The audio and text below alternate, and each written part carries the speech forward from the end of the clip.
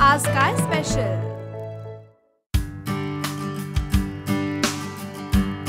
High, welcome back to Rambandhu आज काय special.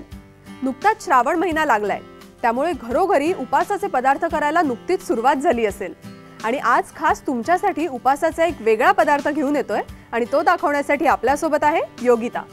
हाय Yogita. Hello. आपल्या रेसिपीचं नाव काय आहे? उपवासाची कचोरी.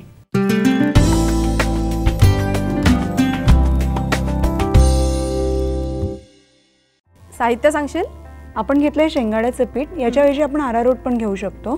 कुस्करलेला बटाटा, ओल्या नारळाचा चव, मीठ, साजूक तूप, खसखस, चिरलेली मिरची, साखर, चिरलेलं आलं, जिरं, भाजलेल्या जिऱ्याची पूड आणि खसखस. करूया सुरुवात? हो. मला एक छोटी कढई देते आणि तेल.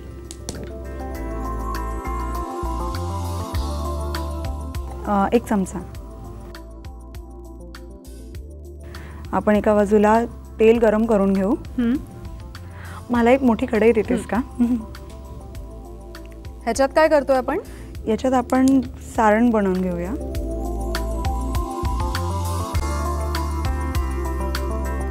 सगळ्यात पहिले आपण तूप टाकूया.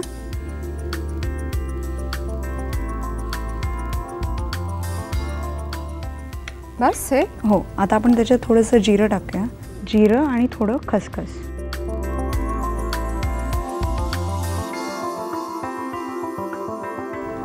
मग आपण ही चिरलेली मिरची टाकूया. अच्छा, तिखट पदार्थ आहे उपासाचा. हो. नंतर हे आपण आलं टाकलंय. आता आपण ह्याच्यात नारळाचा चव टाकून घेऊया. उपासाचे अजून कुठले वेगळे पदार्थ असतात म्हणजे नेहमीच्या पदार्थांव्यतिरिक्त? हां, आपण याचे मेदू वडे पण करता येतात. याचे? नाही, आपलं राजगिऱ्याचं पीठ, त्यानंतर त्याच्यात किसलेला रताळी, नंतर हे शेंगाड्याचं पीठ वगैरे सगळे पीठ एकत्र करून आपण त्याचे मेदू वडे पण तयार करता येतात. साबुदाणा. हां हां हां. याच्यात आपण टाकलंय मीठ आणि साखर टाकून घेऊया चवीनुसार. आपण आता थोडीशी जिरेपूड टाकली याच्यात. आपलं हे सारण आता होतंय. मी एका बाजूला पारी तयार करून घेऊया. पारी कशाची करणार आहोत आपण? आपण बटाटा कुस्करलेला बटाटा आहे उकडून. आता याच्यात आपण थोडंसं मीठ टाकणार आहोत. हे बास सारण म्हणजे गॅस बंद करू? हो हो हो. थोडंसं मीठ आणि जिरेपूड.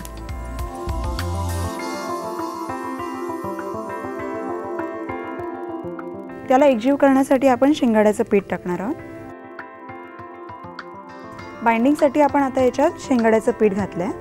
याला आता आपण नीट मळून घेऊया. हे आपलं पारी तयार करायला झालंय तयार. आणि हे सारण आपण लगेच भरायचं की जरा गार झाल्यावरती? हे आता गार झालं असेल. आता आपण याची थोडीशी अशी वाटी सारखं तयार करून त्यात ते सारण भरूया. आणि थोडंसं खसखसमध्ये आपण त्याला रोल करून घेऊया. अच्छा अच्छा, म्हणून ही दोन दोन खसखस आहेत वाटतं इकडे.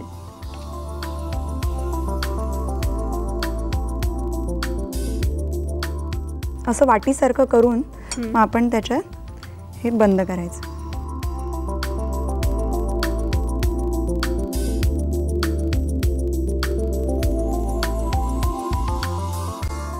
आता आपण दुसरी कचोरी तयार करून घेऊ. आणि ह्याच्या बरोबर काय म्हणजे खायला काय? नारळाची चटणी. नारळाची चटणी.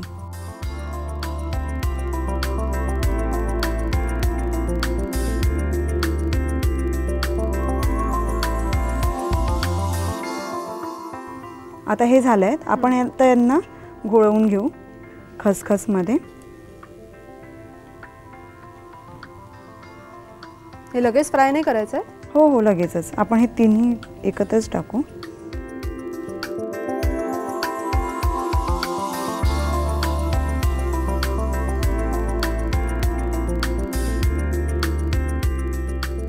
वरून अशी आपण खसखस लावतोय त्याने नक्की काय होतं? प्रेझेंटेशनसाठी चांगले दिसतात ते आणि चवईलाही छान लागतात, जास्त क्रिस्पी लागतात. यांना आपण मंद आचेवरतीच तळणार आहोत. हां.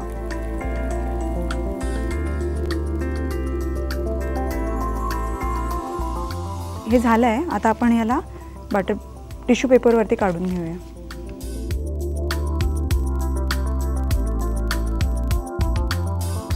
खरंच तू म्हणालीस तसं प्रेझेंटेशनसाठी मस्त दिसतायत हे. हो, चवीलाही छान आहेत. आणि ती खसखस काळी पण नाही झाली, त्यामुळे ते छान वाटतायत जास्त.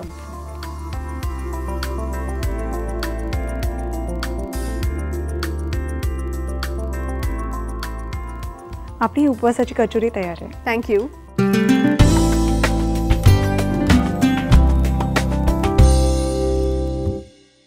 असे उपासाचे पदार्थ असतील तर उपास करायला कोणाला नाही आवडणार. पण आता वेळ झाली एका छोट्याशा ब्रेकची. कुठेही जाऊ नका, पाहत रहा रामबंधू आज काय स्पेशल. फ्रेंच आयसिंगचा कुठला प्रकार दाखवतेस? आज मी तुम्हाला मार्झिपॅन दाखवणार आहे. मार्झिपॅनचे फ्रूट्स. आज काय स्पेशल.